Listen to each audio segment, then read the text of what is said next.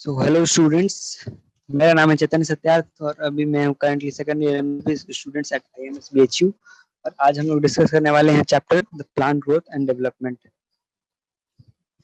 तो इस चैप्टर में सबसे पहले हम क्या डिस्कस करेंगे कि प्लांट का ग्रोथ जो है वो किन फैक्टर्स पे डिपेंड करता है। बेसिकली प्लांट में जो हार्मोन्स हैं उन पे पहले बात की जाएगी। उससे पहले हम लोग जानेंगे बेसिकली ग्रोथ क्या होता है, ग्रोथ के क्या क्या फेजेज होते हैं। फिर डिफरेंशिएशन, डी डिफरेंशिएशन, रीडिफरेंशिएशन के बारे में जानेंगे। फिर प्लांट के डेवलपमेंट के वेरियस स्टेजेस के बारे में जानेंगे और फिर जो प्लांट ग्रोथ रेगुलेटर जो कि प्लांट हार्मोन्स है उसके बारे में जानेंगे। ठीक है, सो लेट्स स्टार्ट। तो सबसे पहले पहली लाइन पे आते हैं। So you have already studied that the organization of the in a flowering plant in chapter 5 जो कि हम anatomy of flowering plants में ठीक है देख चुके हैं। Have you ever thought where and how the structures like root, stem, leaves, flowers, fruits and seeds arise? कहाँ से ये लोग arise करते हैं? ठीक है, हम एक सीड को जब सो करते हैं, एक सीड को जब बीज को बोते हैं, उससे सारी चीजें निकलती हैं। कैसे निकलती हैं? ठीक है, and that too in an orderly sequence. You are by now aware of the terms seeds, seedling, plantlet and mature plant. ये चीज हम जानते हैं। सीड क्या होता है? जो बीज होता है वो सीड होता है। सीडलिंग क्या होता है? जब सीड से जो पहला पहला पौधा निकलता है उसमें एक दो लीफ होता है, लीफ नहीं होता है, बस उसका स्टेम होता है और इस टाइप से होता है, उसको सीडलिंग कहा जाता है। उसके बाद प्लांटलेट, जब उसमें छोटा छोटा दो चार पत्तियां होती हैं, छोटा सा पौधा होता है, उसको प्लांटलेट कहते हैं। और उसके बाद mature plant. Then you have also seen that trees continue to increase in height and girth over a period of time. However, leaves, flowers, and fruits of the same tree not only have limited dimensions but also appear and fall periodically and sometime repeatedly. ठीक है, मतलब क्या समझे कि जो tree का length है, गर्थ है, वो हमेशा बढ़ते रहता है, लेकिन फ्लावर्स फ्रूट्स जैसे कुछ पेड़्स हैं उसमें ग्रोथ कंटिन्यूअस नहीं होता, बल्कि कुछ समय पे होता है फिर बंद हो जाता है, वो डाई कर देते हैं। ठीक, अब क्या बोल रहा है कि why does vegetative phase precede flowering in a plant? All plant organs are made up of variety of tissues. ठीक, all plant organs are made up of variety। अब ये पूछ रहा है कि why does the vegetative phase precede in a flowering plant? यानी कि vegetative phase होता है, उसका रिप्रोडक्टिव फेज होता है, उसका एक्सेनेसेंट फेज होता है कोई प्लांट में। सबसे पहले वेजिटेटिव फेज क्यों होता है? इसका कारण है कि वेजिटेटिव फेज के कारण प्लांट इतना अमाउंट ऑफ एनर्जी और स्टोर्ड फूड जमा कर लेगा जिससे कि रिप्रोडक्शन के बाद जो उसका सीड होगा उसमें इनफ अमाउंट ऑफ एनर्जी हो जो कि उसको प्लांट को इनिशियली ग्रो करने के लिए हेड स्टार्ट दे दे। ठीक, all plants organs are made up of a variety of tissues. Is there any relationship between the structure of a cell, tissue or an organ and the function they perform? ठीक है, ये पूछ रहा है कि होता है, बिल्कुल होता है। Can the structure and function of these be altered? क्या स्ट्रक्चर और फंक्शन जो है डिफरेंट टिश्यूज का अल्टर किया जा सकता है? और can the structure and function of the और all the cells of the plants are descendant of the zygote. जितना भी सेल प्लांट में या कोई भी एनिमल में वो जाइगोट से ही बनता है। तो question is then why and how do the different structural and functional attribute, ये कैसे होता है? वो डिफरेंट पार्ट कैसे बना लेते हैं एक ही जाइगोट से निकले हुए? ठीक है, development is the sum of two processes, growth and differentiation. Development is the sum of two processes, growth and differentiation. To begin with, it is essential and sufficient to know that the development of a mature plant from zygote follows a precise and highly ordered succession of events. ठीक है, to begin with, it is essential and sufficient to know that the development of a mature plant from zygote follows a precise and highly ordered succession of events. During this process, a complex body organization is formed that produces roots, leaves, branches, flowers, fruits, and seeds, and eventually they die. ठीक है, यानी कि जो zygote से सारी चीजें धीरे धीरे कॉम्प्लेक्स प्रोसेस के थ्रू बनती हैं और सारी अलग अलग चीजें बनती जाती है। The first step in the process of plant growth is the seed germination. The seed germinates when the favorable conditions for growth exist in the environment. In the absence of such favorable conditions, the seeds do not germinate and goes into a period of suspended growth और rest. ठीक है, जैसे कि जब favourable condition होती है seed grow करता है, लेकिन जब फेवरेबल कंडीशन नहीं होता है सीड ग्रो नहीं करता है। Once favorable conditions return, the seeds resume metabolic activities and growth takes place. जब अगर ऐसा नहीं होता है, मतलब क्या होता है, कभी फेवरेबल कंडीशन नहीं हो सीड की जर्मिनेट के लिए तो सीड डोरमेंट स्टेज में रहता है, तो वैसे ही पड़ा रहता है जब तक कि उसको फिर से फेवरेबल कंडीशन नहीं मिले, और जब फिर से मिलेगा तो फिर से जर्मिनेट कर जाएगा। In this chapter, you shall also study some of the factors which govern and control these developmental processes. These factors are both intrinsic and extrinsic to the plants. यानी कि प्लांट का जो डेवलपमेंट है ना सिर्फ extrinsic बल्कि intrinsic factors पे भी डिपेंड करता है. एक्सटेंसिक फैक्टर जैसे लाइट, टेम्परेचर एक्सेट्रा थे. The factor which govern and control the process, these factors are both intrinsic and extrinsic to the plant. ठीक है. देखो, growth is regarded as one of the most fundamental and conspicuous characteristics of the living being. ठीक है. मतलब growth जो है almost सारे living being में होता है और वो लिविंग बीइंग किस टाइप का ग्रोथ होता है, इंटरनल ग्रोथ होता है. ठीक है. अब देखो ग्रोथ क्या है, तो ग्रोथ का डेफिनेशन यहाँ पे दिया है. Growth can be defined as an irreversible permanent increase in size of organ or its parts or even an individual cell. Generally, the growth is accompanied by metabolic processes that occur at the expense of energy. ठीक है. For example, expansion of leaf एक growth है. Then how would you describe swelling of a piece of wood when it plant? अब बोलो कि बोल रहा है कि ऐसे अगर कोई चीज का साइज बढ़ जाना ग्रोथ है, तो कोई चीज को पानी में डाल देते हो लकड़ी के पीस को, तो वो भी फूल जाता है, स्वेल हो जाता है. तो वो ग्रोथ क्यों नहीं है? क्योंकि वो ग्रोथ एक्सट्रिंसिक फैक्टर के कारण से थोड़ा उसमें पानी जो है अंदर चला गया, इसी कारण हो गया. ठीक है. वो उसका नेचुरल मेटाबॉलिक प्रोसेस के थ्रू ग्रोथ नहीं हुआ है. ठीक है. इसलिए वो ग्रोथ नहीं है, उसको प्रोसेस कहते हैं इम्बाइबेशन. इम्बाइबेशन कहते हैं. ठीक. Plant growth is generally indeterminate. इसका मतलब क्या हुआ? इसका मतलब क्या हुआ? क्योंकि प्लांट का ग्रोथ इनडिटर्मिनेट है, मतलब प्लांट जो है ना अनलिमिटेड ग्रो करते रहता है. प्लांट जो है वो अनलिमिटेड ग्रो करते रहता है. ठीक. और ये क्यों होता है? This ability of the plants due to the presence of meristems जो कि सर्टेन लोकेशंस पर होते हैं. The cells of such meristems have the capacity to divide and perpetuate. ठीक है. जो मेरिस्टेम के सेल होते हैं वो डिवाइड करते हैं और सेल परपेचुएट करते रहते हैं. The product however soon loses the capacity to divide and such cells make up the plant body. ठीक है. मतलब क्या होता है कि जैसे प्लांट है, इसके कुछ पार्ट्स जैसे ये प्लांट का एपेक्स पार्ट है, यहाँ पे एपिकल मेरिस्टेम होगा. अब एपिकल मेरिस्टेम है, इसके पास क्या है, जीवन पर्यंत इसके पास डिवाइड करने की कैपेसिटी होगी. ये बार बार सेल्स डिवाइड करेंगे. ये सेल है, ये सेल मान लो डिवाइड करके दो सेल बना दिया, तो उसमें से क्या हुआ, अब ये एक सेल इसका परमानेंट मान लो बन गया और एक सेल ऐसे डिवाइड करते रह जाएगा. ठीक है. अब ये सेल परमानेंट बनकर अपना फंक्शन चेंज कर दिया और डिवाइड करने की कैपेसिटी लूज कर दिया और प्लांट का कोई बॉडी पार्ट बना दिया. ऐसे ही होता है प्लांट में ग्रोथ. ठीक. This form of growth, wherein new cells are always being added to the plant body, the activity of meristem is called open form of growth. Open form of growth क्या होता है? जब new cell जो है always being added. ठीक है. Always being added, हर समय जो है नए नए सेल्स ऐड होते रहेंगे प्लांट में, यानी कि उसका ग्रोथ का ऑपोजिट हमेशा ओपन रहेगा. What would happen if the meristem cells cease to divide? Does this ever happen? कभी ऐसा कोई कंडीशन आएगा जब मेरिस्टेम सीज कर जाएगा डिवाइड करना? हाँ, जब कुछ इन्फेक्शन हो या कुछ ऐसी चीज हो, जब प्लांट सेंसेंट स्टेज में पहुंच जाए तो हो सकता है.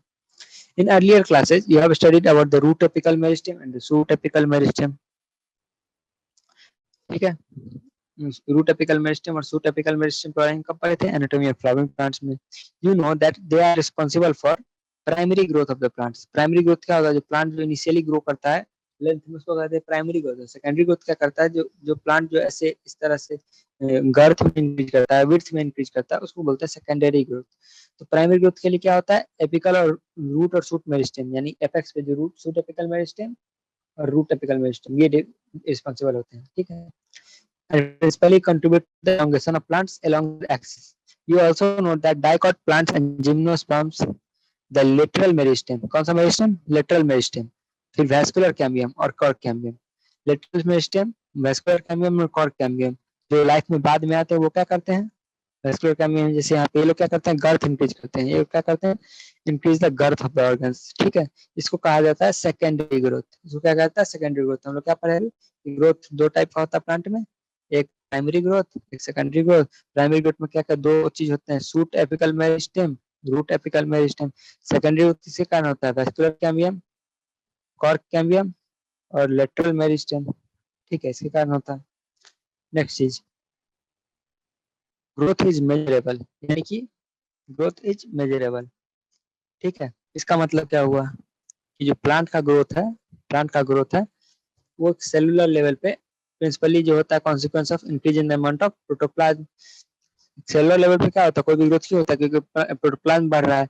Since the increase in protoplasm difficult to measure directly, one generally measure some quantity which are more or less proportional to it. ठीक है, क्योंकि सेल का प्रोटोप्लाज्म का इंक्रीज तो हम लोग बैठेंगे नहीं नापने के लिए। Growth is therefore measured by variety of parameter, जैसे कि increase in fresh weight, dry weight, length, area, volume और सेल नंबर। ये सब क्राइटेरिया किसका है, ग्रोथ का। You will find it amazing now that how a single maize fruit apical meristem can give rise to more than 17,500 new cells per hour। एक cell जो है मेज का रूट एपिकल मेरिस्टेम का, वो इतना सारा sales per hour divide divide करके जन्म दे सकता है। राइट सेल्स इन वाटरमेलन में increase in the body, increase in the size, मतलब उसका साइज बढ़ जाएगा, इतना से इतना बड़ा हो जाएगा, इससे भी काफी बड़ा, 3.5 लाख गुना बड़ा। ठीक है। In the former growth is express as increase in cell number, जबकि दूसरे वाले में increase in cell size. while the growth of pollen tube is measured in terms of length, increase in surface area denotes the growth in a dosimetry। तो बता सकता है कि length में, सरफेस एरिया में, वॉल्यूम में, साइज में, number में, ये सब चीजें ग्रोथ होती हैं। ठीक, अभी तक हमको ग्रोथ का क्या क्या प्रॉपर्टी पता चला। ग्रोथ का क्या होता है, पहला इरिवर्सिबल होता है, दूसरा ग्रोथ के टाइम पे क्या होता है, एनाबॉलिज्म ज्यादा होगा कैटाबॉलिज्म से, तीसरा कि प्लांट का ग्रोथ मेजरेबल होता है, प्लांट का ग्रोथ मेजरेबल होता है, चौथा ग्रोथ के लिए किस चीज की रिक्वायरमेंट होती है, एनर्जी की रिक्वायरमेंट होती है। दूसरा प्लांट ग्रोथ के अदर फीचर्स, कि प्लांट का ग्रोथ क्या होता है, प्लांट ग्रोथ पहली बात तो ओपन होता है। ठीक है, यानी कि हमेशा वो होते रहेगा, न्यू सेल जो है थ्रू द लाइफ ऐड होते रहेंगे होते रहेंगे होते रहेंगे। ठीक है। उसके बाद प्लांट का ग्रोथ इनडिटर्मिनेट भी होता है, वही बात है, इनडिटर्मिनेट की इंफिनिटी तक उसका सेल डिवाइड करते ही रहेगा मान लो। तीसरा प्लांट ग्रोथ लोकलाइज होता है, ऐसा नहीं कि हर जगह पे ग्रोथ होगा, क्योंकि बाकी cells of the majority of the cells of the plant क्या होते हैं, परमानेंट हो जाते हैं, और मोस्ट ऑफ द सेल्स तो डेड सेल्स रहते हैं जो स्टेम में रहते हैं वो। ठीक है, तो उनमें ग्रोथ नहीं होता है। तो बेसिकली ग्रोथ जो है एक लोकल एरिया पे होता है, वहां से दूसरी जगह पे सेल्स माइग्रेट करते हैं। तो कौन सा है, मेरिस्टेम पे, मेरिस्टेम पे कौन सा, shoot apical meristem, root apical meristem, lateral meristem, intercalary meristem, यहाँ पे हो सकता है। ठीक है। उसके बाद प्लांट में जो डिफरेंशिएशन होता है, जो डिफरेंशिएशन होता है वो भी लोकलाइज होता है। यही सूट में एपिकल मेरिस्टेम से अगर फ्लावर बनना होता है तो फ्लावर बन जाता है, डिपेंडिंग अपॉन कि किस पार्ट पे वो मेरिस्टेम प्रेजेंट है। ठीक है, अगर ये मेरिस्टेम रूट के पास प्रेजेंट है, रूट वाला चीज बनेगा, ये मेरिस्टेम यहाँ प्रेजेंट है तो इनकी कॉर्क बनाएगा, कैम्बियम कॉर्क कैम्बियम वाला अगर रहेगा तो। ठीक। अब phases of growth, period of growth is generally divided into three phase, कितना phase, three phase, मेरिस्टेमेटिक, ठीक है, elongation, maturation। ठीक है, अब देखो the root tips के examples इसको हम समझेंगे। The constantly dividing cells both at the root apex and the shoot apex represent the meristematic cell। Meristematic phase में क्या होता है, मेरिस्टेमेटिक फेज में क्या होता है, कॉन्स्टेंटली डिवाइडिंग सेल्स होंगे। ठीक, कॉन्स्टेंटली डिवाइडिंग सेल्स होगा। ठीक है, इसका सेल क्या होगा, rich in protoplasm, large conspicuous nucleus होगा, सेल वाल और primary in nature, thin cell logic with abundant plasmodesmatal connection. तो ये क्या है कि ये लाइन ही याद होना चाहिए। ये जो है ना, द सेल्स इन, मतलब जो मेरिस्टेमेटिक रीजन का, जो मेरिस्टेमेटिक जोन है सेल का, उसका सेल का क्या फीचर है कि the cells are rich in protoplasm, large conspicuous nucleus, cell wall जो प्राइमरी का नेचर का होगा, उसमें थिन सेल लॉजिक वाल होगा विद एबंडेंट फूड रिजर्व। ठीक। ठीक। नेक्स्ट, द सेल्स प्रॉक्सिमल, यानी कि जस्ट अगला जो पार्ट होगा मेरिस्टेमेटिक जोन से, उसको क्या कहते हैं, फेज ऑफ इलोंगेशन। क्या कहते हैं, फेज ऑफ इलोंगेशन। इंक्रीज वैक्यूलेशन, उसमें ज्यादा वैक्यूल्स होंगे, सेल का एनलार्जमेंट हो, और न्यू सेल वाल का डिपोजिशन होगा, न्यू सेल वाल का डिपोजिशन होगा। ठीक है, इस फेज में। तो ये दोनों, इस सबको अलग से क्या करना है कि इस बुक में से साइड में जगह है, यहाँ पे लिख लेना है कि मेरिस्टेमेटिक फेज का क्या क्या है फीचर, दूसरा कि इलोंगेशन फेज का क्या क्या है फीचर, तीसरा क्या है कि मैच्योरेशन फेज का क्या क्या है। जैसे कि मेरिस्टेमेटिक फेज का फीचर है कि पहला रिच इन साइटोप्लाज्म होगा, दूसरा लार्ज न्यूक्लियस होगा मेरिस्टेमेटिक का। ठीक है, राइटिंग गंदी है पर मैनेज कर लेना। तो सेल वाल क्या होगा, प्राइमरी नेचर का होगा, थिन होगा, सेल्यूलोजिक होगा। ठीक है, एबंडेंट प्लाज्मोडेस्माटा का कनेक्शन होगा, कोई भी इंटरसेलुलर स्पेस नहीं होगा, मतलब सेल्स आपस में चिपके रहेंगे, वो बहुत रैपिडली सेल्स डिवाइड कर रहे हैं तो आपस में चिपके रहेंगे, ठीक है। उसके बाद इसका एक एनसी रेशियो होता है, न्यूक्लियस अपॉन साइटोप्लाज्म रेशियो, बहुत ही हाई होता है, ठीक है, हाई होता है क्योंकि सेल का साइज बहुत छोटा होता है, उसमें न्यूक्लियस बड़ा होता है, ठीक। Zone of elongation, elongation zone के क्या क्या फीचर्स होते हैं, सबसे पहले इंक्रीज वैक्यूलेशन होगा, वैक्यूल्स बढ़ जाएगा, उसके बाद क्या होगा, increase cell enlargement, cell enlarge हो जाएगा, न्यू वॉल का डिपोजिशन हो जाएगा। अब और आगे आओगे और अवे फ्रॉम द एपेक्स, जैसे कि इस फोटो में ना ये एपेक्स ये है, एपेक्स ये है, ये वाला एपेक्स है, और ये इधर से तुम आगे आओगे इधर, तो ये होगा मैथमेटिक फेज, इधर हो जाएगा मान लो कि ये कुछ इलोंगेशन फेज, इधर कुछ हो जाएगा मैच्योरेशन फेज, ठीक। उसको क्या बोलते हैं, further away, further away from the sex that is more proximal to the phase of elongation lies the portion of axis which is undergoing the phase of maturation. Cells of this zone attain their maximal size in terms of wall thickening and proteomic modifications. Most of the tissue and cell types you studied in early classes represent this type. यानी कि most of the cells of the plant ये होते हैं permanent cells, maturation phase में होते हैं, वो mature हो गए होते हैं। अब ग्रोथ का रेट के बारे में बात करेंगे। The increase growth per unit time, उसको क्या कहा जाता है, ग्रोथ रेट, यानी ग्रोथ पर यूनिट टाइम को क्या बोलते हैं, growth rate. The rate of growth can be expressed mathematically. An organism or a part of organism can produce more cells in a variety of ways. क्या क्या veg होता है, पहला arithmetic वाला, ठीक है, अरिथमेटिक वाला, दूसरा जियोमेट्रिक वाला, तीसरा लॉगरिथमिक वाला, ठीक है।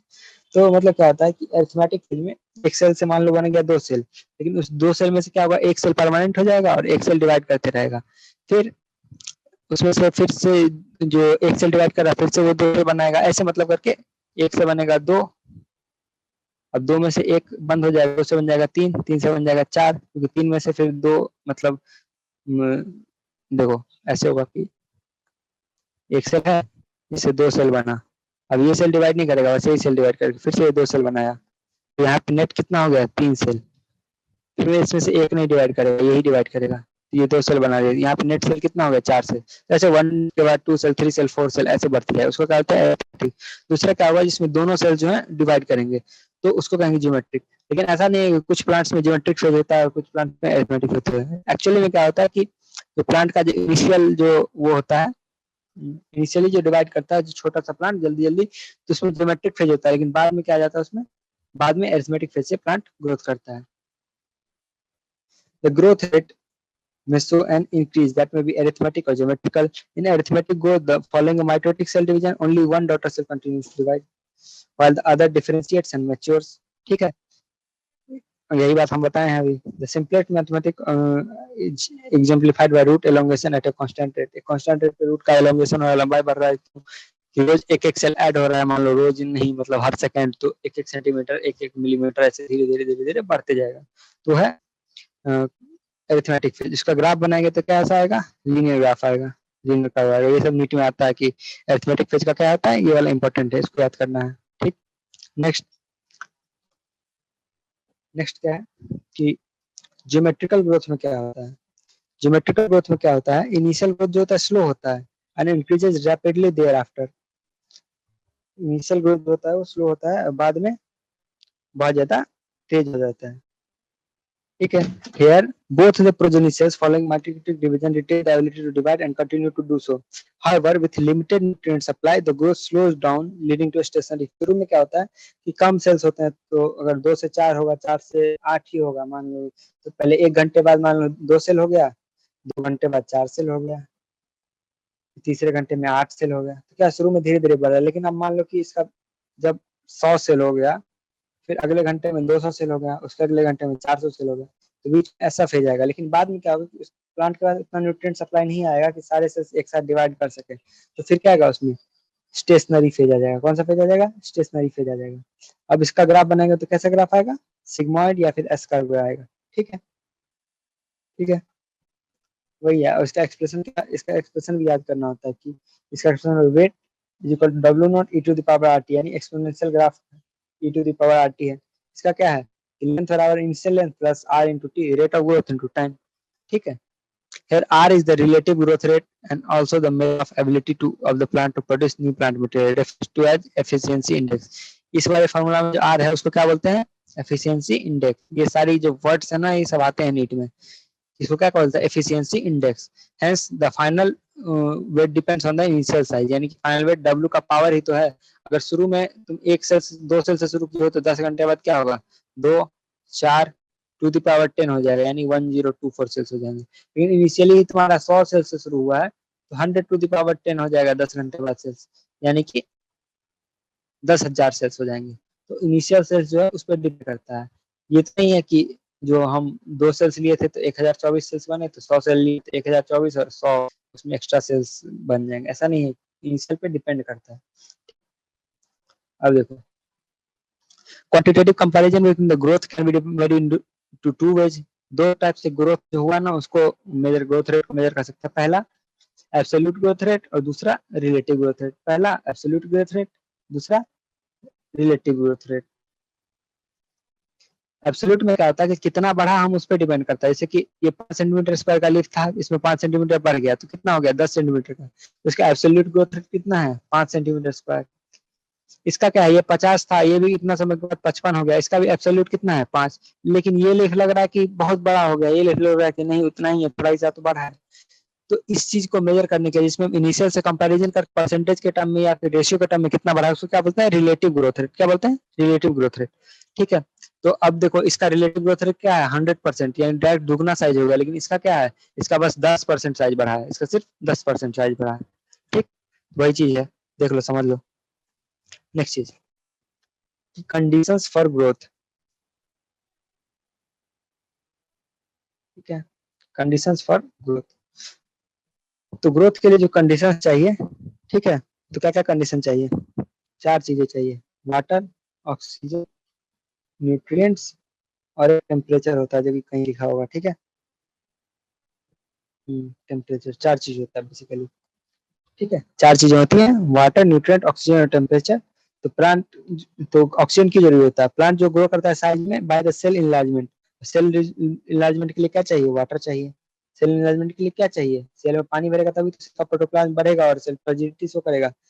अब फ्रेजिलिटी ऑफ सेल से क्या होता है, एक्सटेंशन होकर ग्रोथ करता है, यानी कि जो जैसे ना प्लांट्स में हमारे बॉडी में भी क्या होता है कि जैसे पेरिकार्डियम है, उसमें तुम्हारा कोई भी बीमारी हो गया इसके कारण उसमें फ्लूइड भर गया, पेरिकार्डियल फ्यूजन हो गया, तो क्या होगा ना धीरे धीरे धीरे धीरे धीरे वो एक्सपैंड करने लगेगा, पेरिकार्डियम अपना साइज बढ़ा लेगा और धीरे धीरे क्या होगा उसमें और ज्यादा पानी आने लगेगा। तो कोई चीज जब ऐसे ही प्लांट में जब प्रेशर पड़ता है तो और ग्रो करने लगता है उसका वो।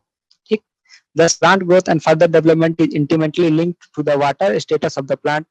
Plant growth and further development is intimately linked to the water status of the plant. Water also provides the medium for enzymatic activities needed for the growth. Oxygen helps in realizing metabolic energy essential for growth activities. Oxygen क्या करता है, metabolic energy essential for growth activities. Nutrients are required by plants for the synthesis of protoplasm and act as sources of energy. ठीक, water के बारे में जान लिए। अब ऑक्सीजन का क्या काम होता है, ऑक्सीजन एनर्जी के लिए यूज होता है, क्योंकि जो एनर्जी है ग्रोथ के लिए, सेल डिवीजन के लिए, वो कहाँ से मिलेगा, उसके लिए एनर्जी के लिए ऑक्सीजन का जरूरत है।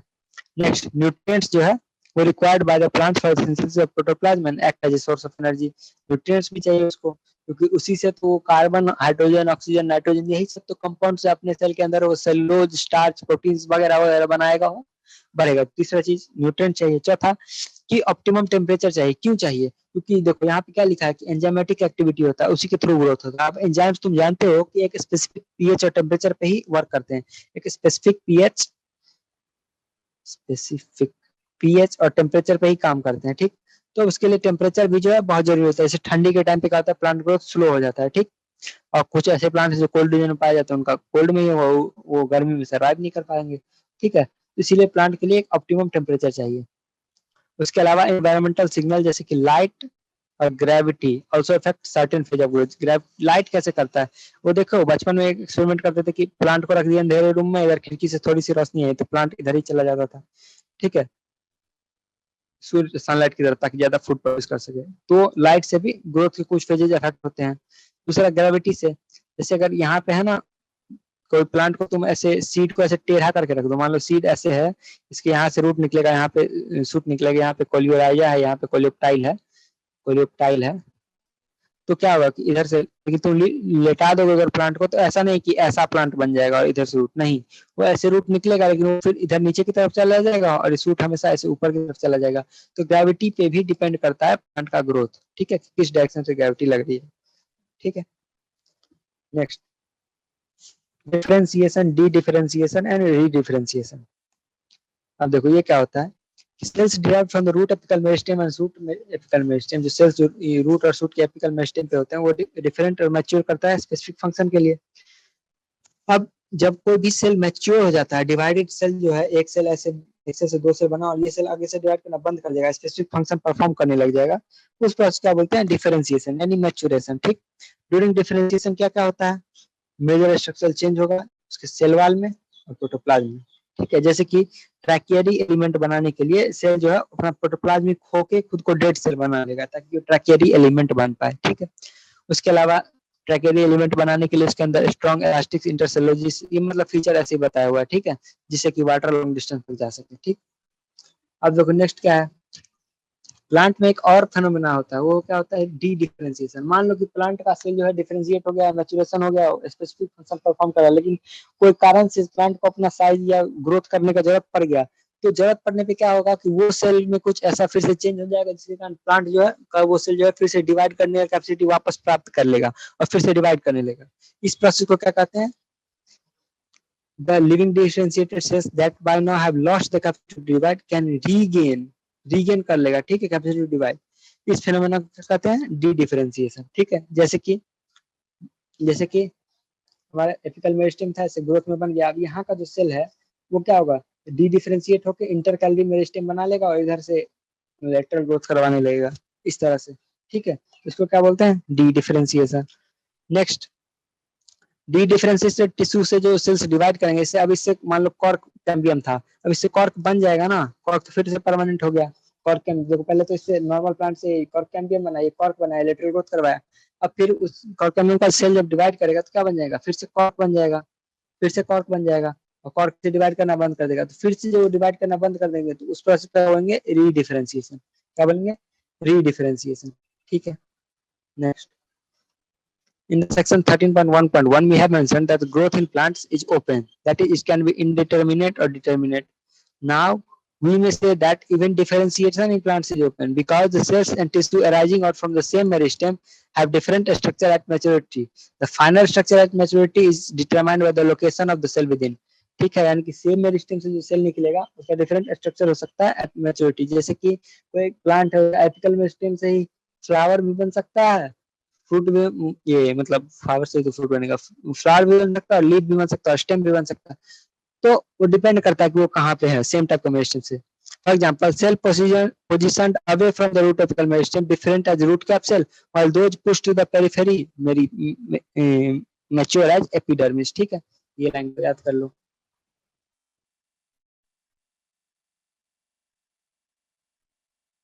नेक्स्ट, नेक्स्ट क्या है, डेवलपमेंट। तो डेवलपमेंट बेसिकली क्या होता है, डेवलपमेंट बेसिकली क्या होता है,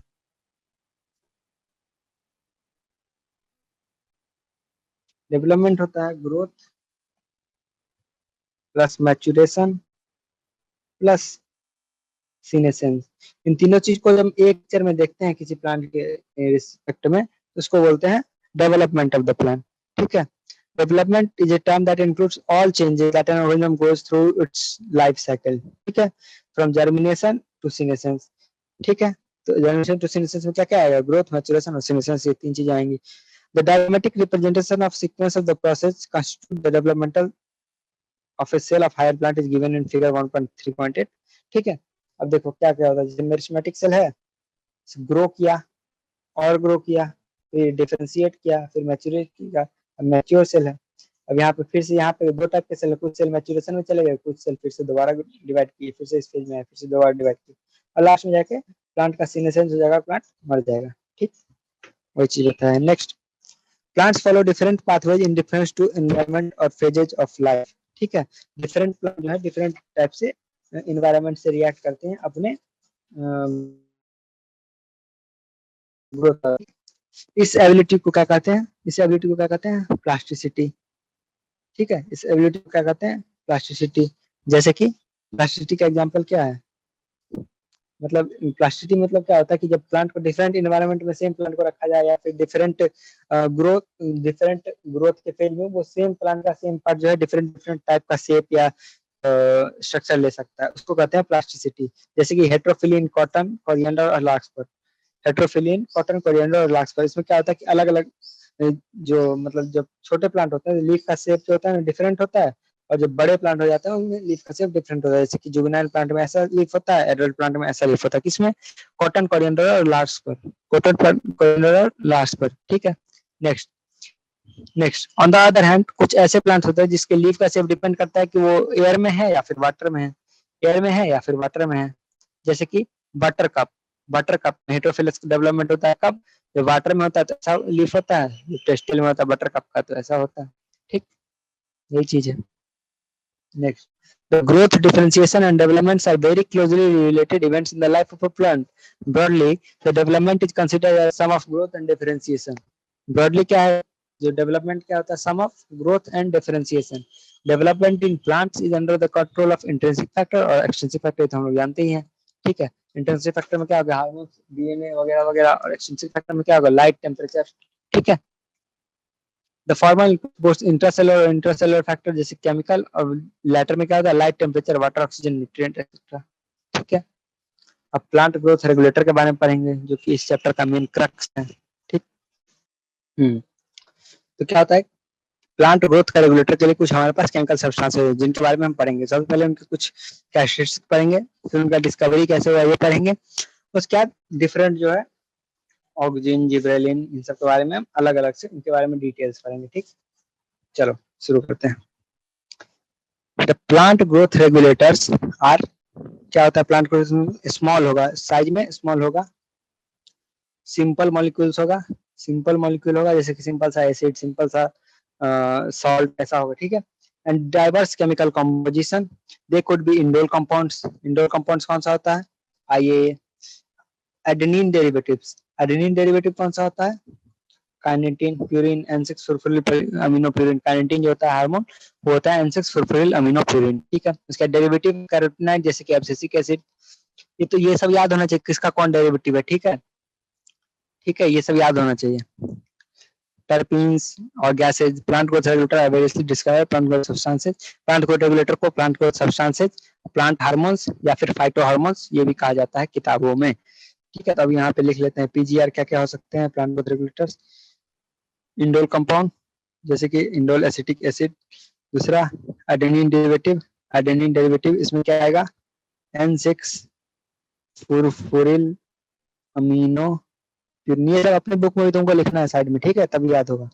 उसके बाद तो कैरोटीनॉइड हो सकता है, कैरोटीनॉइड हो सकता है जैसे कि एब्सिसिक एसिड, ठीक है, या फिर टर्पीन्स हो सकता है, टर्पीन्स हो सकता है जैसे कि जिब्रेलिक एसिड, ठीक है, या फिर गैस हो सकता है जैसे कि इथाइलिन, ठीक है। नेक्स्ट, अब देखो पीजीआर जो है दो ग्रुप का होता है। कौन से दो ग्रुप का होता है? एक जो ग्रोथ को प्रमोट करेगा और एक ग्रोथ को इनहिबिट करेगा, ठीक है। One group of PGR involve in growth of the growth promoting activity, ठीक है, जैसे कि cell division, cell enlargement, pattern formation, tropic growth, flowering, fruiting and seed formation, ठीक है। तो इस टाइप का जो होगा उसको क्या बोलेंगे? Plant growth promoter, plant growth promotion. इसमें कौन कौन सा आएगा? ऑक्सिन, जिब्रेलिन और साइटोकाइनिन आएगा। कौन कौन सा आएगा? ऑक्सिन, जिब्रेलिन और साइटोकाइनिन, ठीक है।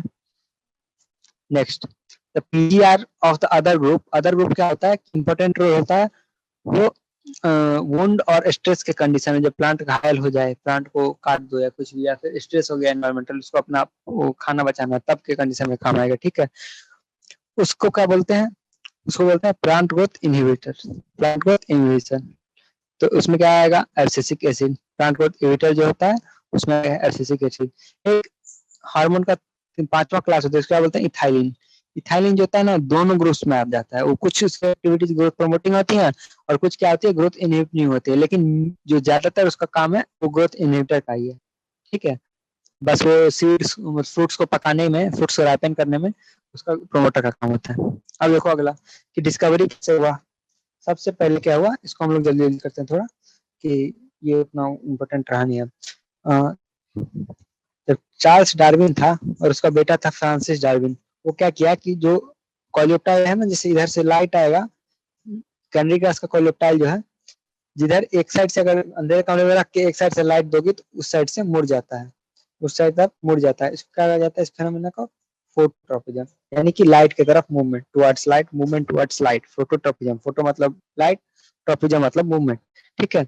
After a series of experiments, it was concluded that tip of coleoptiles was site of transmittable influence। जो टिप ऑफ कोलियोटाइल है वहां से कुछ ऐसा सब्सटेंस निकलता था जो कि इन्फ्लुएंस करता था प्लांट को, वो अपना बेंड कर दे। ठीक है, इस टाइम पे तो उसको क्या कहा गया, और बाद में पता चला कि वो कौन सा सब्सटेंस है, ऑक्सीजन। अब ऑक्सीजन को सबसे पहली बार आइसोलेट कौन किया था, आइसोलेट कौन किया था, एफडब्ल्यू बेंट। एफडब्ल्यू बेंट कहाँ से, ओट के सीलिंग से, ओट का जो सीलिंग था उससे आइसोलेट किया था। ठीक है। ओट का नाम क्या होता है, ओट का नाम क्या होता है, अवीना सेटाइवा। ठीक है, नेक्स्ट चीज, नेक्स्ट चीज उसके बाद क्या है कि एक प्लांट में बेकेन डिजीज होता था, पुलिस सीडलिंग डिजीज, राइस में, जापान में पाया जाता था। तो उसमें क्या हुआ कि इस डिजीज में जिबरेला फंगस जो है वो अटैक करता था। तो ई कुरुसोवा जो है ना रिपोर्ट किया कि जो ऐसा डिजीज डिजीज वाला जो राइस है ना, डिजीज वाले राइस को sterile filtrate of the function, मतलब ये वाला फंगस से अगर डिजीज फ्री प्लांट को जो है ना अगर ट्रीट करेंगे तो उस प्लांट में डिजीज हो जाएगा। ठीक है। तो मतलब वो जो फंगस है कुछ ऐसा सब्सटेंस रिलीज कर रहा है जिससे उसको ऐसा डिजीज हो जा रहा है। बाद में उस सब्सटेंस को क्या आइडेंटिफाई किया गया, एज जिबरेलिक एसिड। नेक्स्ट है स्कूक एंड मिलर, एफ स्कूक एंड उसके साथ उसके साथ ही था मिलर। ठीक है। वो क्या ऑब्जर्व किया कि इंटरनोडल, जो दो नोड्स के बीच में सेगमेंट होता है तो प्लांट है जैसे बैम्बू में, ये है इंटरनोडल सेगमेंट।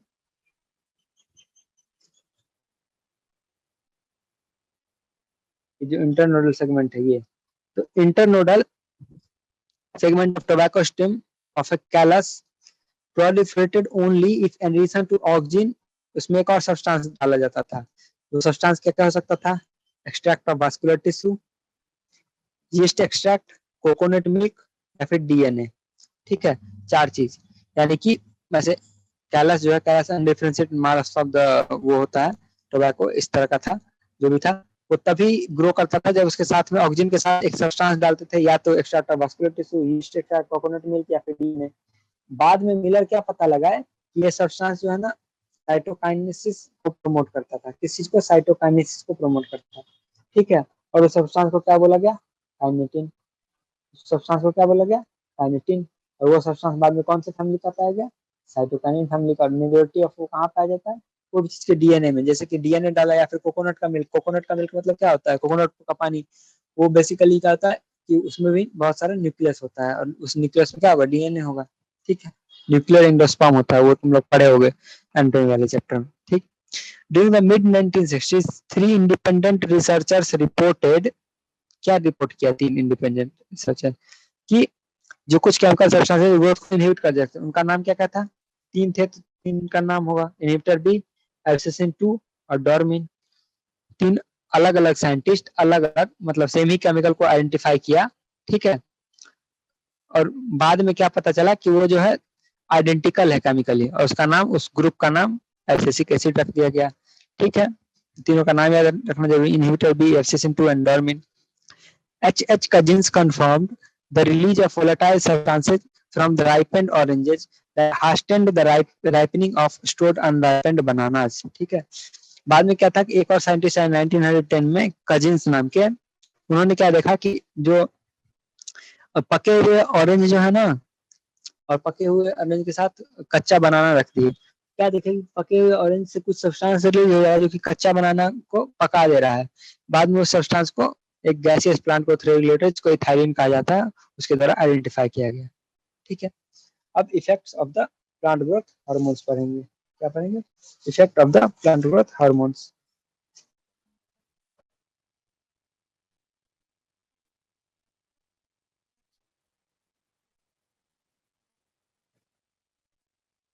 अब देखो, ये तो एनसीईआरटी का तुम लाइन टू लाइन पढ़ ही लेना इसका, लेकिन बेसिकली क्रक्स क्या है कि ऑक्सीजन है, सबसे पहले ऑक्सीजन के बारे में हम पढ़ेंगे।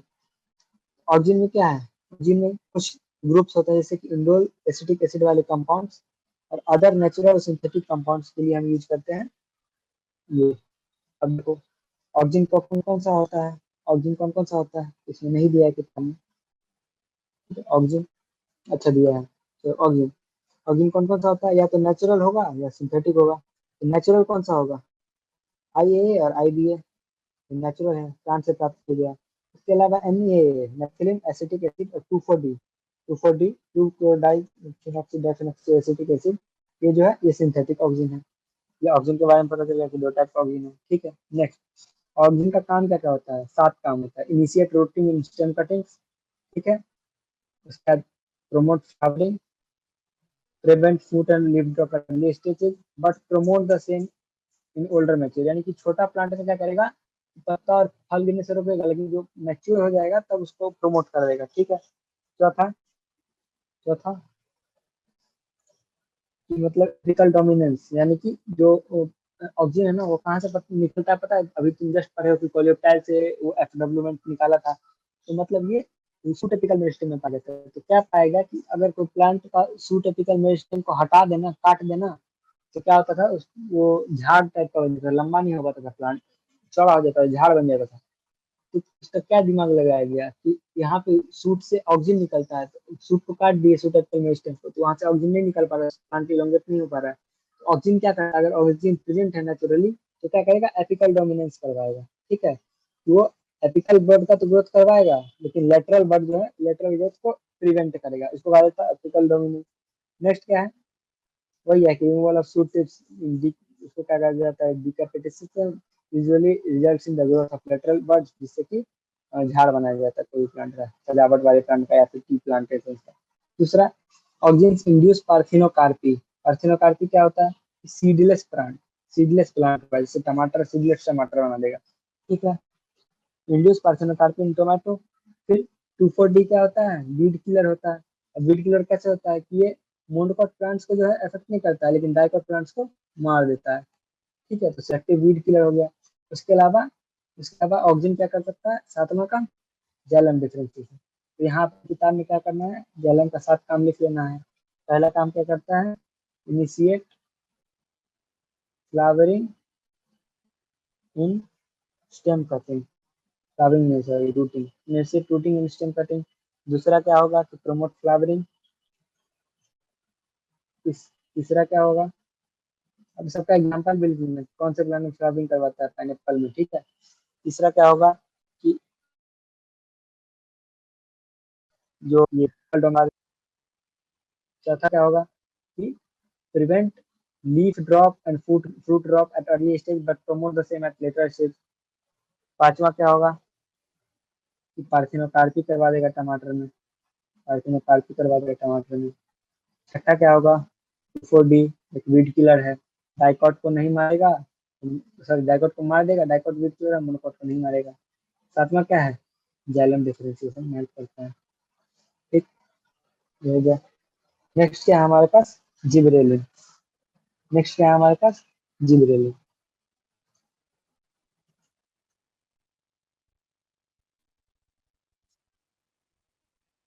जिबरेलिन क्या होता है, एक दूसरा ग्रोथ प्रोमोटिंग सब्सटेंस होता है। डिफरेंट टाइप्स ऑफ जिबरेलिन, लगभग 100 के आसपास जिबरेलिन आइसोलेट किया गया है, जिसको उनका नाम GA1 GA2 GA3 करके रख दिया गया है, ठीक है। और कहाँ से आइसोलेट किया गया, फंजाई से और हायर प्लांट से, फंजाई से और हायर प्लांट से आइसोलेट किया गया है, ठीक है। GA3 जो है सबसे पहला था, one of the first gibberellin जिसको डिस्कवर किया गया, और अब तक वो मोस्ट वाइडली यूज अभी भी है, और स्टडी भी उसको बहुत ज्यादा किया गया है। अब देखो सारा GA क्या है, नाम ही है जिबरेलिक एसिड, एसिडिक होगा, टर्पीन से बना हुआ है। और क्या है, they produce a wide range of physiological response, wide range of physiological मतलब बहुत सारा काम करवाता है प्लांट में, जैसे कि increase in the length of axis, increasing the length of axis. अब देखो क्या है कि ऐसे प्लांट का एक्सिस है, इस पे फ्रूट लगेगा। अब ये एक्सिस लंबा हो जाएगा तो जाहिर सी बात है कि ज्यादा फ्रूट लगेगा, तो ग्रेप में यूज किया जाता है, ग्रेप का लेंथ बढ़ाने में, जिससे ज्यादा ग्रेप हो जिबरेलिन का यूज किया। दूसरा, एप्पल का जो होता है इलोंगेट लंबा और सुंदर सा एप्पल बनेगा, ठीक है। अच्छा सुंदर सा एप्पल बनेगा जो देखने में महंगा लगे, ज्यादा दाम मिलेगा, ठीक है। तो फ्रूट्स लाइक एप्पल को इलोंगेट करवाता है, ठीक है। दूसरा तीसरा क्या है, डिले करता है सेनेसेंस को। चौथा क्या है, चौथा क्या है, मतलब डिले करता है तो उससे क्या फायदा होता है कि फ्रूट जो है ट्री पे लॉन्गर टाइम तक रह सकता है, इसलिए मार्केट भी बढ़ जाए, ठीक है। ये नहीं कि मतलब अगर सेनेसेंस को डिले कर देगा तो क्या है, मतलब कि फ्रूट जल्दी नहीं गिरेगा, तो प्लांट पे 3 महीना 4 महीने के लिए फ्रूट लगा हुआ है तो गिर नहीं रहा है फ्रूट, तो ठीक है, आराम से प्लांट फार्मर धीरे धीरे बेचेगा। तीसरा, GA3 का क्या यूज कर सकता है, malting process in brewing industry. जो शराब बनाने में है उसमें क्या किया जाता है कि माल्टिंग से फर्मेंटेशन होता है, उस प्रोसेस को इनहेंस कर देता है, उसके लिए यूज किया जाता है। 4 चीज हमारे पास हो गया, ठीक है। अब 3 चीज और करना है, 7 चीज होता है क्योंकि सब में लगभग। शुगर केन, शुगर केन में होता है कार्बोहाइड्रेट, और शुगर केन पर जिब्रेलिन करवा दोगे तो क्या करेगा, इंक्रीज कर देगा लेंथ ऑफ स्टेम, इंक्रीज कर देगा, शुगर केन लंबा हो जाएगा, लंबा हो जाएगा तो ज्यादा प्रोड्यूस हो जाएगा। तो 20 टन पर एकड़ तक शुगर का यील्ड इंक्रीज कर सकता है, किसमें, शुगर केन में। ये 5वां पार्ट इसका हो गया। छठा, जुबिनाइल कोनिफर प्लांट जो है उसका मैच्योरिटी पीरियड को फास्ट कर देता है, प्लांट जल्दी से मैच्योर हो गया, क्या प्लांट जल्दी से मैच्योर हो गया, छठा पॉइंट हो गया। तीसरा, सातवां सातवां पॉइंट क्या होता है, बोल्टिंग इन स्टेम कटिंग। बोल्टिंग इन स्टेम कटिंग, बोल्टिंग क्या होता है कि जो कुछ प्लांट्स होते हैं ना उसमें जो स्टेम होता है, फ्लावरिंग से जस्ट पहले इस स्टेम का लेंथ इतना से इतना हो जाएगा, बढ़ जाएगा। और कुछ प्लांट है जैसे कि बीट है, बीट में क्या हम लोग स्टेम तो खाते हैं, कैबेज में। और कुछ प्लांट जिनका रोजेज हैबिट है, जैसे रोजेज मतलब ऐसे पत्ते ऐसे रोज की तरह रहेंगे जैसे कैबेज में होता है, उस टाइप के प्लांट में स्टीम का एलोंगेशन करवा देगा। अब कैबेज का क्या है कि स्टीम लंबा होगा, मतलब कि उसमें ज्यादा पत्ते आएंगे तो बड़ा सा कैबेज बनेगा। तो ये भी 7 काम करवा रहा है ये। इसके साथ काम क्या क्या है, सबसे पहले इंक्रीज करेगा length of axis of the grape. दूसरा, एप्पल का एलोंगेशन करवा दे रहा है। सारे चीज को इधर लिख लेना आपने, यहाँ पे लिख लो, ठीक है, इस पॉइंट पे, ठीक है। तीसरा क्या कर दे रहा है, डिले कर दे रहा है जिससे मार्केट पीरियड बढ़ जाएगा। चौथा, स्पीड अप कर दे रहा है मल्टिंग इन द ग्रोइंग इंडस्ट्री। पांचवा, शुगर केन का यील्ड बढ़ा देगा 20 टन पर हेक्टेयर तक। छठा, जुवेनाइल जो है, जुवेनाइल को रिफॉर्म से अर्ली सीड प्रोडक्शन करवा देगा। और सातवां क्या होगा, बोल्टिंग करवा देगा स्टोमेटा में, सॉरी बोल्टिंग करवा देगा लीव्स में, ठीक है, बोल्टिंग करवा देगा लीव्स में। अब देख तीसरा, तीसरा प्लांट ग्रोथ में मतलब हमारा कौन सा है, साइटोकाइनिन। तीसरा हमारा है साइटोकाइनिन। साइटोकाइनिन का क्या क्या काम है, साइटोकाइनिन का क्या क्या काम है। साइटोकाइनिन को सबसे पहले डिस्कवर किया गया था, कैसे डिस्कवर किया गया था, काइनेटिन, काइनेटिन के फॉर्म में, ठीक है, जो एडिनिन डेरिवेटिव था। और कहाँ से डिस्कवर किया गया था, ऑटोक्लेव्ड हेरिंग स्पर्म डीएनए से। बेसिकली साइटोकाइनिन ग्रुप ऑफ जो हार्मोन्स होता है उसमें डीएनए ही डीएनए होता है, उसी से वो बनते हैं, ठीक है। Now kinetin does not actor naturally in plants, search for natural substances with cytokinin like activity. अब काइनेटिन को कहाँ से सर्च किया गया था, हेरिंग के स्पर्म से के डीएनए से निकाला गया था। तो काइनेटिन तो प्लांट्स में नहीं होता है, तो काइनेटिन लाइक सब्सटेंस का खोज किया गया कि प्लांट में ऐसा कौन सा सब्सटेंस है जो काइनेटिन लाइक है, ठीक है। तो उसके बाद पाया गया जियाटिन मेज कॉर्न कर्नल से, हाँ कॉर्न मेज एक ही बात है, जियाटिन फ्रॉम कॉर्न कर्नल और कोकोनट, उसमें कोकोनट मिल्क, इसमें क्या है, काइनेटिन लाइक एक्टिविटी है। और उसके अलावा इसके डिस्कवरी जियाटिन जो सबसे पहले प्लांट में डिस्कवर किया, उसका सेवरल डिफरेंट साइटोकाइनिन जो नेचुरली अगर करता है, कुछ सिंथेटिक कंपाउंड जो है वो आइडेंटिफाई कर लिया गया जो साइटोकाइनिन का काम करता है। अब नेचुरल साइटोकाइनिन कहाँ पे बनता है, ऐसे सेल्स में जहाँ पे ज्यादा डीएनए हो, ज्यादा डीएनए कहाँ होगा, जहाँ पे रैपिड सेल डिवीजन होगा। और कहाँ पे होता है रैपिड सेल डिवीजन, मेरिस्टेम के पास, जैसे कि root apices, shoot buds, young fruits, समझ गए। साइटोकाइनिन में क्या होता है, डीएनए होता है, और डीएनए कहाँ पे पाया जाएगा, जहाँ पे रैपिड सेल डिवीजन होगा। रैपिड सेल डिवीजन कहाँ पे हो रहा है, जब नया नया फ्रूट बन रहा है, या फिर shoot apical meristem, root apical meristem, buds है वहाँ पे, ठीक है। अब इसका काम क्या क्या है, इसका काम क्या क्या है, देखो इसका पहला है कि नया लीफ बनाएगा, पहला काम है न्यू लीफ। दूसरा काम है लीफ में क्लोरो, इसका साथ नहीं है इसलिए हमको उसको साथ बनाने के लिए क्या करेंगे, उसी बात को दो दो बार लिखते रहेंगे, जैसे लीफ लीफ में क्लोरोप्लास्ट एक ही बात है लेकिन इसको हम 2 बार लिख लिया। क्लोरोप्लास्ट में लीफ करवाएगा। तीसरा, लेटरल ग्रोथ करवाएगा। ऑक्सीजन क्या करवाता था, एपिकल डोमिनेंस करवाता था, ये क्या करवाता है, लेटरल ग्रोथ करवाएगा। चौथा, इथाइलिन क्या है, इथाइलिन एक गैसियस प्लांट ग्रोथ रेगुलेटर है, ethylene gaseous plant growth regulator है। तो लार्ज अमाउंट में ऐसे प्लांट कहा जाता है जो पार्ट सेनेशन कर रहा हो और राइपिंग फ्रूट्स, जो फ्रूट पक रहा हो उसमें। Influences of ethylene on plants includes, पहला horizontal growth of the seedlings, swelling of the axis and apical root formation in dicot plants। ठीक है, अब ये जो जितना चीज लिखा है उसको साइड में लिखो, साइड में लिखो, ठीक है, साइड में लिखो। क्या क्या सबसे पहला, पहला करता है सिंथेसिस, कहाँ से होता है, बाय टिश्यू अंडरगोइंग सीनेसेंस या राइपनिंग फ्रूट्स।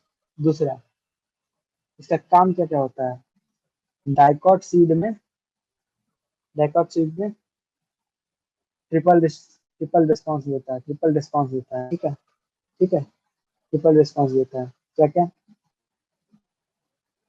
हॉरिजॉन्टल ग्रोथ, जो डाइकॉट के सीडलिंग में हॉरिजॉन्टल ग्रोथ प्रमोट कराएगा। दूसरा, स्वेलिंग ऑफ एक्सिस करवाएगा। और तीसरा, एपिकल हुक का फॉर्मेशन करवाएगा, एपिकल हुक का फॉर्मेशन करवाएगा। फिर अब देखो, जानते थे इथाइलिन क्या है कि प्रोमोट भी करता है और डिले भी करता है सीनेसेंस को। तो नेक्स्ट क्या है, प्रमोट करेगा सीनेसेंस को, प्रमोट करेगा सीनेसेंस को। ठीक है, स्पेशली किसका, स्पेशली लीफ और फ्लावर का। नेक्स्ट करेगा ये, रूट को राइट करवाएगा।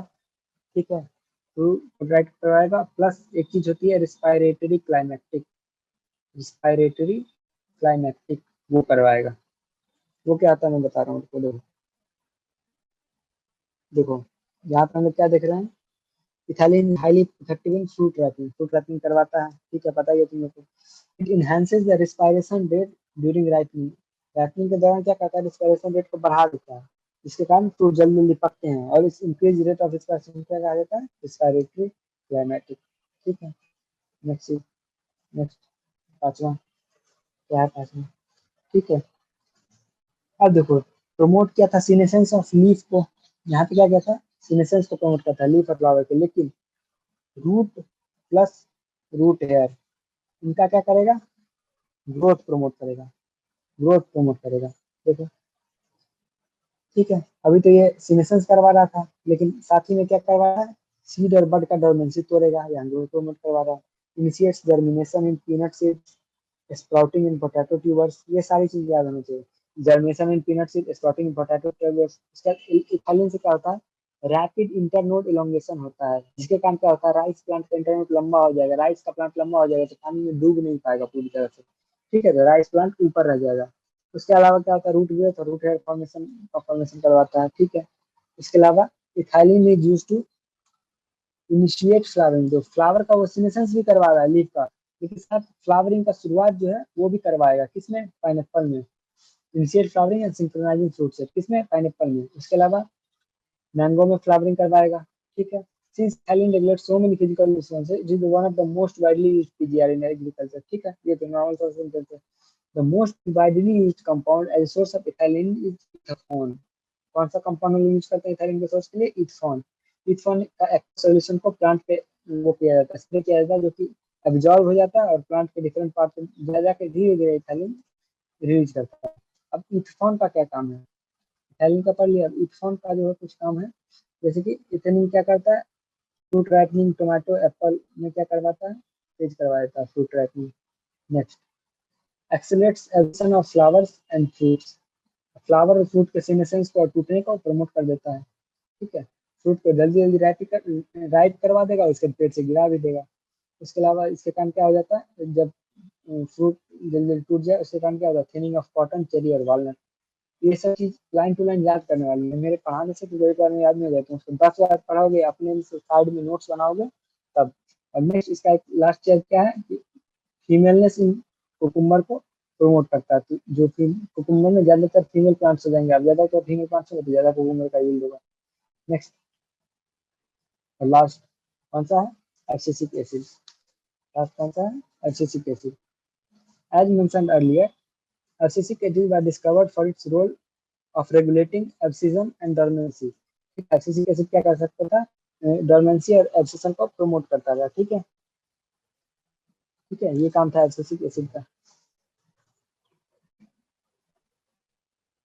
तो क्या करेगा abscisic acid, it also has wide effect on plant growth and development. क्या क्या क्या काम है, जनरल प्लांट ग्रोथ इनहिबिटर है, इनहिबिटर ऑफ प्लांट मेटाबॉलिज्म है। तो इससे काम क्या होगा, मेटाबॉलिज्म को इनहिबिट कर देगा, यानी कि स्ट्रेस के कंडीशन में प्लांट को हेल्प करेगा। सीड जर्मिनेशन को इनहिबिट कर देगा, स्टोमेटा को बंद करवा देगा ताकि स्ट्रेस से प्लांट डील कर सके, and increase tolerance to plant to various kinds of stresses, therefore it is also called as stress hormone. क्या कहा जाता है इसको, stress hormone. ADA plays important role in seed development, maturation and dormancy, क्योंकि seed का germination prevent कर रहा है। By inducing dormancy, ADA helps to withstand desiccation and other factors unfavorable behavior। ठीक है, जब ऐसा कठिन परिस्थिति आ जाए तो प्लांट ग्रोथ को इनहिबिट करके ये प्लांट को हेल्प करता है कि वो सही से रह सके, सर्वाइव कर सके। We may summarize that for any and every phase of growth, differentiation and development of plants, one or the other PGR has some role to play. Such roles could be complementary or antagonistic। ठीक है, these could be individualistic or synergistic। यानी कि plant को regulator का क्या role हो सकता है, कॉम्प्लीमेंट्री हो सकता है, या फिर एंटागोनिस्टिक हो सकता है, या फिर इंडिविजुअलिस्टिक हो सकता है, या सिनर्जिस्टिक हो सकता है। कॉम्प्लीमेंट्री मतलब क्या है कि दो प्लांट को रेगुलेटर मिलकर सेम काम कर रहा है, या फिर एंटागोनिस्टिक एक दूसरे को अपोजिट काम कर रहा है, या फिर अलग काम कर सकता है, या फिर साथ में काम कर सकता है। ठीक है, similarly there are number of events in the life of plant, more than one PGR interact to affect the event, जैसे कि डोर्मेंसी सीड में एसिटिक एसिड, ऑक्सीजन, साइटोकाइनिन सबको का यूज होता है। ठीक है, ठीक है, एब्सिशन, सीनेसेंस, एप्कोलोमिनेंस, एप्कोलोमिनेंस के साइटोकाइनिन और ऑक्सीजन का रोल होता है। तो ये सब चीजें बहुत सारे में इंटरैक्ट करता है। ठीक, remember the role of PGR is only one of kind of intrinsic control along with the genomic control and excessive factor. ठीक है, कि सिर्फ पीजीआर से प्लांट का डेवलपमेंट नहीं होता, उसका जेनेटिक में क्या है, कितना डेवलपमेंट होना, ये नहीं कि ऑक्सीजन डाल दोगे तो तुलसी का पौधा तार के पेड़ इतना लंबा हो जाएगा, नहीं होगा, क्योंकि उसके जेनेटिक में उतना हाइट जाना उसके जीन में कोडेड ही नहीं है। ठीक, important role in the plant growth and development। Many of the interesting factors जैसे कि टेम्परेचर एंड लाइट जो है वो कंट्रोल करता है प्लांट ग्रोथ को। ठीक है, सम of the events could be vernalization, flowering, ये सब हटा दिया गया, पहले बुक में था। We shall discuss the benefit and briefly the role of light and temperature on initiation of flowering।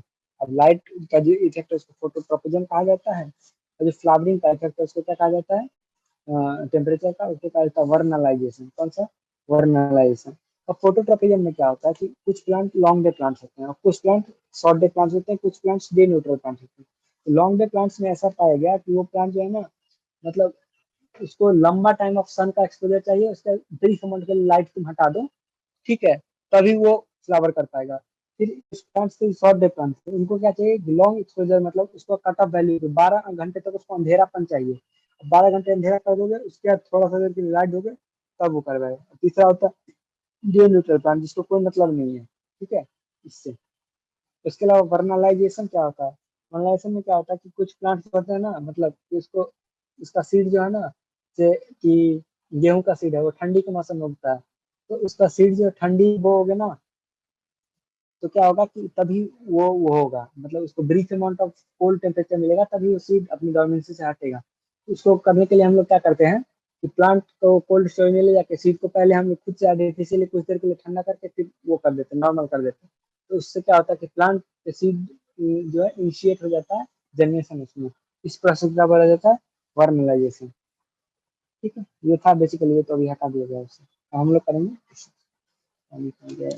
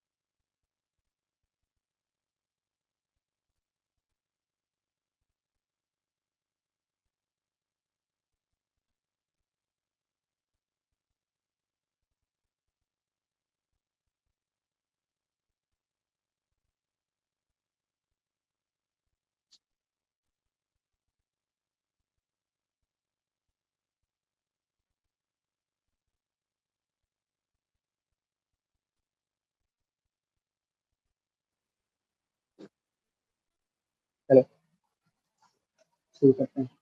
ठीक,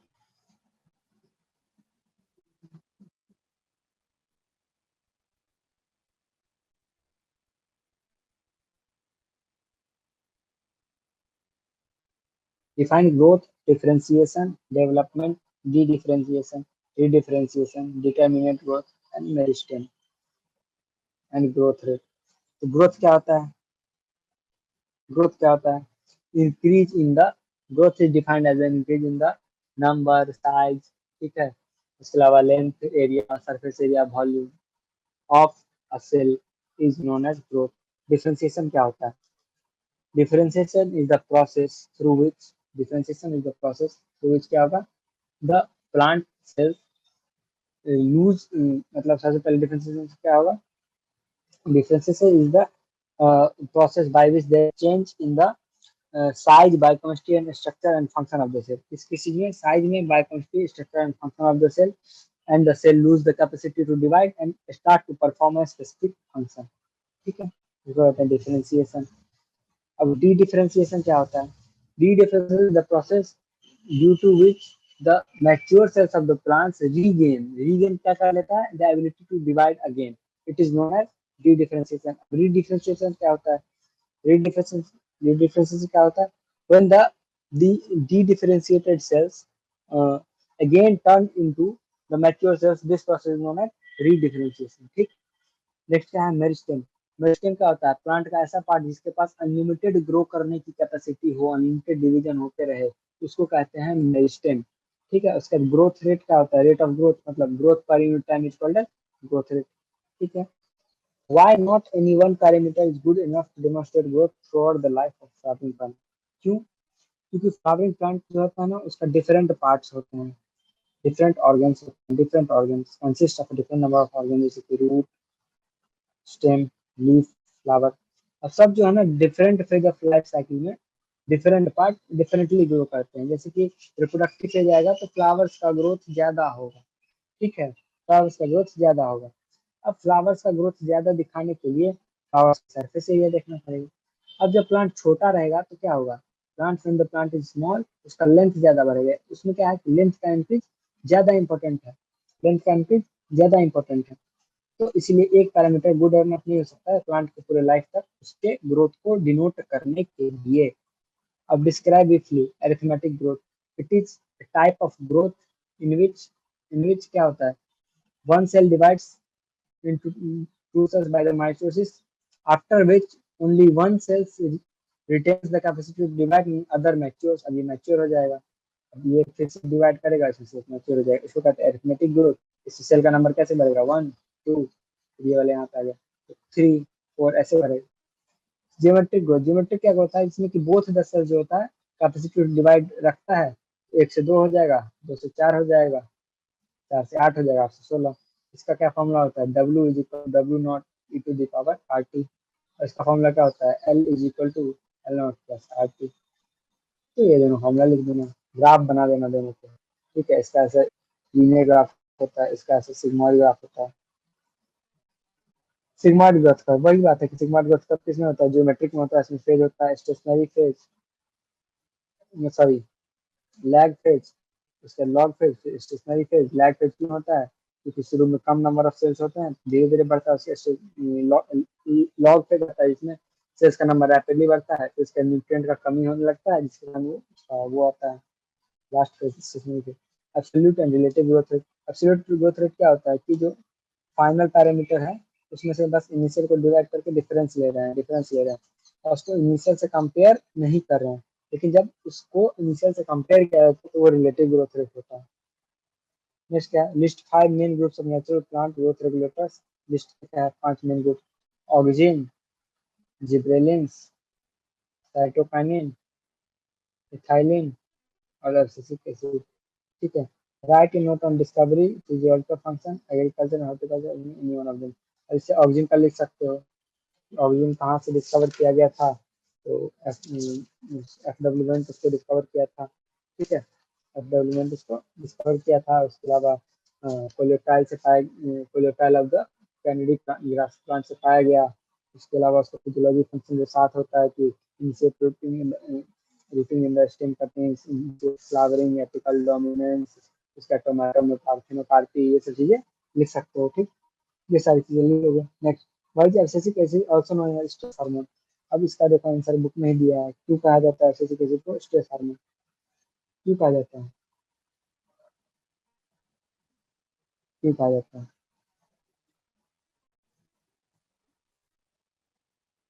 एबीए जो है उसकी ग्रोथ मेटाबॉलिज्म को कम कर देता है।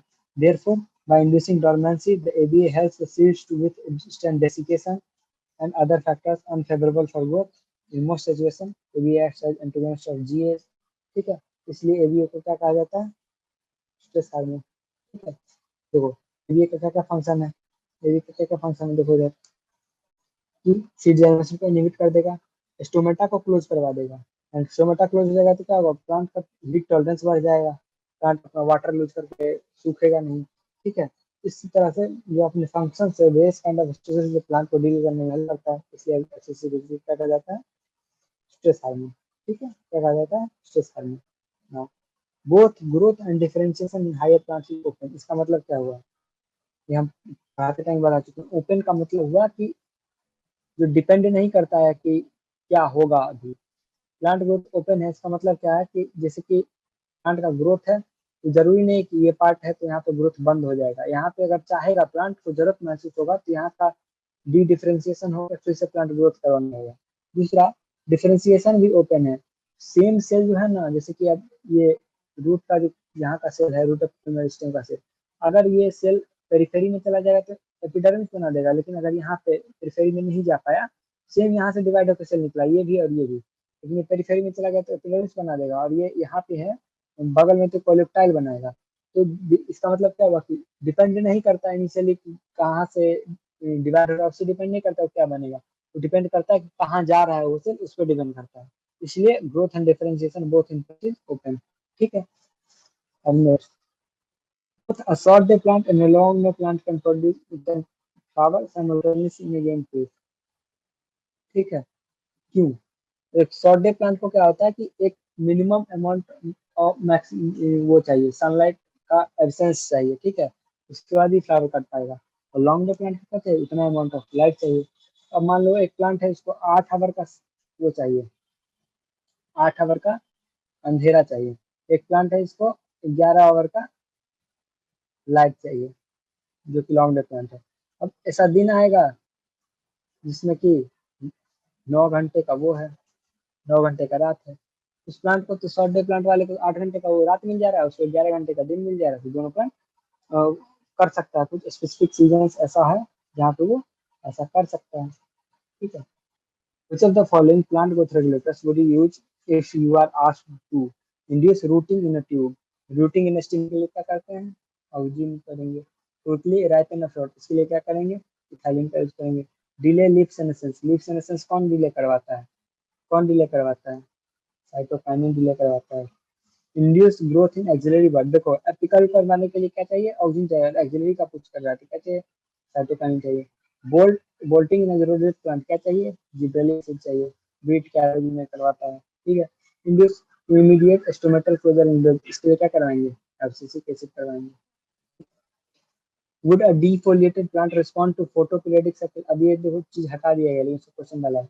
बेसिकली क्या होता है, जो प्लांट फोटोपीरियड मतलब क्या होता है कि लाइट के ड्यूरेशन से जो प्लांट में डिफरेंट डेवलपमेंट इफेक्ट होता है, उसको फोटोपीरियोडिज्म कहा जाता है। तो वो चीज का जो सेंस करता है ना प्लांट की कि कितना देर तक लाइट है, लाइट प्लांट के पास तो आंख नहीं है ना कि देखेगा, उसका जो सेंसर लगा हुआ है वो किसमें है?